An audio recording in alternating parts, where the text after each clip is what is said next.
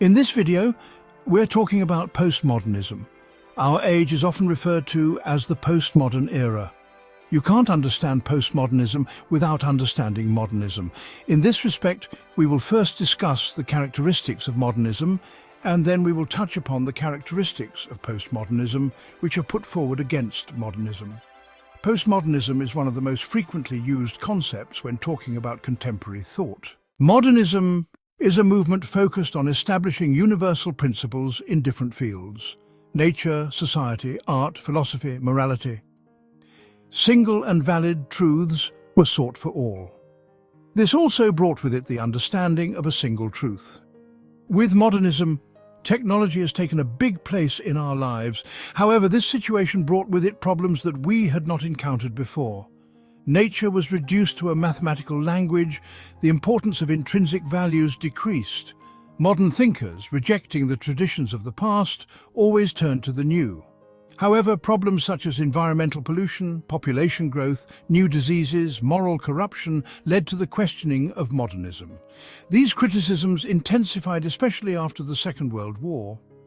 This is where the concept of postmodernism began to emerge. So, what does postmodern mean? It doesn't refer to a historical period like antiquity, Middle Ages, Renaissance.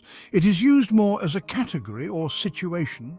In fact, when it emerged and its area of use are also controversial, it appears in many fields, from literature to architecture, from painting to music, from fashion to gastronomy, even from psychoanalysis to theology. The content of postmodernism is also a matter of debate. For some, it's the age of new technologies. For some, it's moving away from authoritarianism, environmentalism, searching for alternatives. For some, a polyphonic and cultured world. For some, a tendency towards fragmentation and division. Instead of modernism's understanding of singular truth, postmodernism proposes contextual and relative truths. It opposes philosophical understandings that oppress people, especially the idea of substance. Postmodernism rejects essentiality.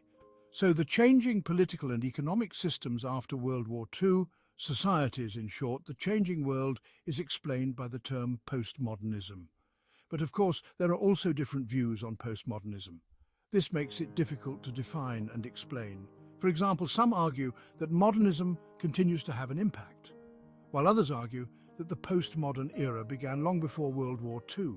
But first, let's clarify what the word postmodernism means.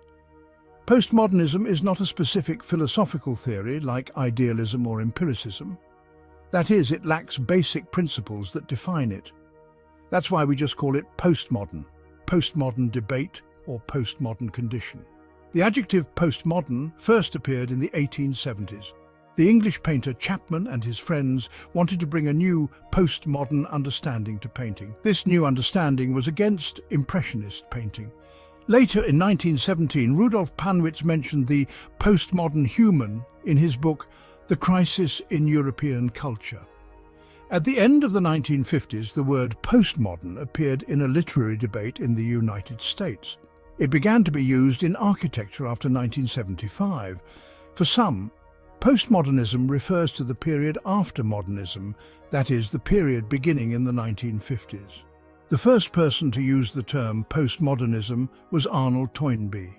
Toynbee used the word postmodern in his encyclopedic book, A Study of History, to describe the stage of Western culture in the early 20th century. However, it was Jean-François Lyotard who really started the postmodernism debate. With his 1979 book, The Postmodern Condition, postmodern became visible in philosophy. In this book, Lyotard defined postmodern as the end of grand narratives. He argued that from the 1960s onwards, advanced capitalist societies had differentiated and called this world postmodern. Thus, the term postmodernism has found a meaningful response both in the intellectual world and socially. Whether postmodernism is a social condition is a matter of debate in sociology. However, it is difficult to reveal the reflections of postmodernism in society. While areas such as architecture, cinema, and literature give us concrete examples, in society these examples are seen in a more abstract way, especially in culture.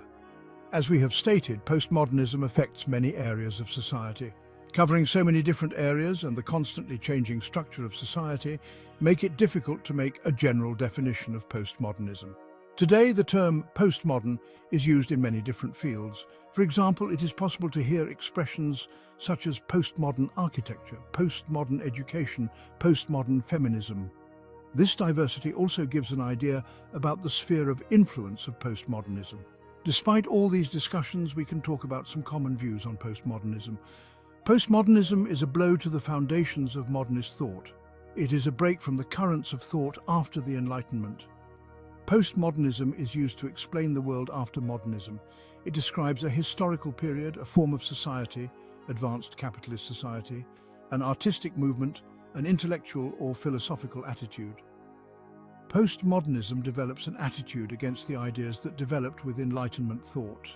Therefore, it opposes the claim of universality of natural science, instrumental, objectifying rationalism. This opposition also has social foundations. It is a critique of the civilizing mission of Enlightenment and modernist thought towards all societies on Earth. Because this mission has destroyed and continues to destroy the cultural heritage of different societies. In postmodernism, as in modernism, the role of reason is emphasized. Although postmodernism is based on the rejection of the old tradition, the breaking of ties with tradition, in this respect, one can speak of a connection with Enlightenment thought. Characteristics of postmodernism. Uncertainty. Consider Heisenberg's uncertainty principle in physics, Gödel's incompleteness theorem in mathematics, Kuhn's paradigm in the history and philosophy of science, and Harold Rosenberg's unstable, indefinable art objects.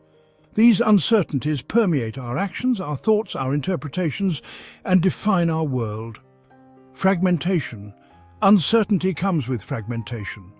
Postmodernism abhors any integration, any unification, whether social, informational, or even aesthetic. The emphasis is on montage, collage. It is the time, of separate entities, of slippery linguistic signifiers.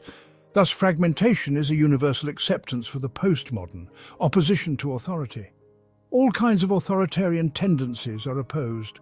Cultural, epistemic and social, minority and majority, male and female authorities are opposed. Loss of depth of the self. Postmodernism empties the traditional self. The self is treated with a superficiality that has no inner or outer dimension. The old philosophical foundations of understanding the self are abandoned and replaced by situations that arise in language games. Unrepresentability, indescribability. Postmodern art is art that is not realistic and descriptive. The password is forget representation. The naming of the indescribable is also a concept taken from Wittgenstein, like the language game, and given its own use. Irony. This phenomenon of postmodernism is called perspectivism. Here, irony is understood as the presentation of different perspectives in the face of an authoritarian claim. In the abolition of a basic principle or paradigm, postmodernism turns to play, interaction, dialogue, polyphony, allegory, playing with itself, in short, irony, hybridization, a new understanding of tradition. This is a tradition that does not imitate the past, but rather places it in the present. From here, it claims to reveal connections between historical elements without suppressing the past in the name of the present. Carnivalization. This situation is the style of taking the above-mentioned phenomena of uncertainty, fragmentation, disruption of regularity, and loss of the self to extremes. However, this concept also mediates the comical, sometimes even absurd, in the postmodern understanding. In a broader sense, polyphony, carnivalization, which means the joyful relativity of objects, is also used in the sense of laughter that is always present. Participation. The reason for participation is uncertainty. These gaps want to be filled. The postmodern text may consist of non-verbal signs as well as verbal ones in the usual sense. Such a text, with its gaps and omissions, wants to be written, changed, responded to, and savoured by its reader. Textuality.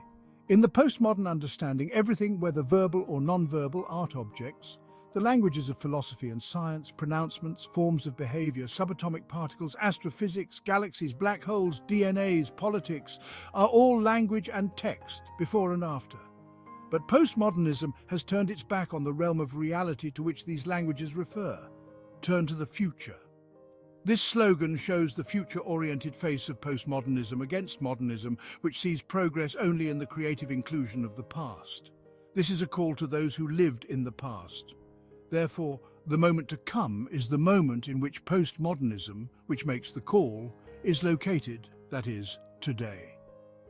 Postmodernism is alien to the concepts of past and future in the usual sense. According to him, just as the past is not completely past, the future is not completely in the future.